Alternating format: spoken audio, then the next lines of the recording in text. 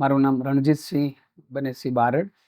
અમે અમદાવાદથી આવેલા છીએ. હું અમદાવાદ જિલ્લાનું ધોળકા તાલુકાના વેજલકા ગામનો વતની છું. અમે આ દિવાળીના પર્વ ઉપર 2 દિવસ માટે અહીંયા પોઈચા ધામ નીલકંઠ ધામમાં આવેલા.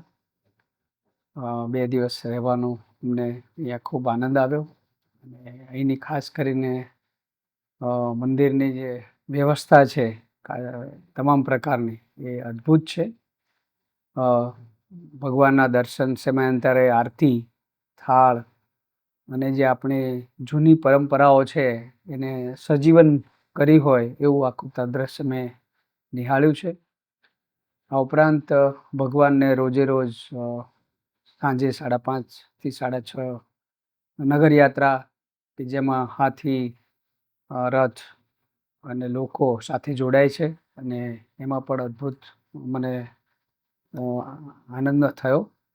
આ ઉપરાંત અહીંયા જે પ્રદર્શનની જે યોજવામાં આવેલી છે, બનાવવામાં આવેલી છે કે લગભગ ખૂબ મોટા વિસ્તારમાં કુદરતી જ રીતે જે વસ્તુઓ છે, જમીન છે એને જ ઉપયોગ કરીને એ પ્રદર્શન ગોઠવવામાં આવેલું છે.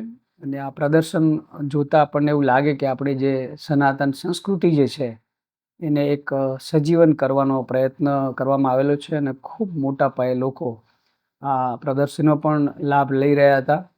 આ ઉપરાંત પર્યાવરણનો પણ એટલો જ ખ્યાલ રાખવામાં આવેલો છે.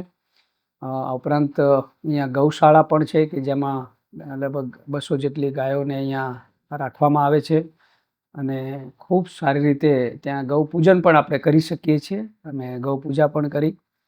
અને આ રીતે એની જે સંતો જે છે, ખાસ કરીને જેમને આ નિર્માણ કર્યું છે એવા સ્વામી ધર્મવલ્લભદાસજીએ અને બીજા અહીંયા 20 જેટલા સંતો ખડે પગે અહીંયા સેવા આપી રહ્યા છે. ઘણા બધા હરિભક્તો પણ અહીંયા આવીને પોતાની સેવા આપે છે.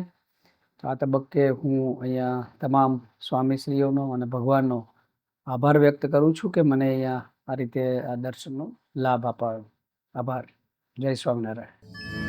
જય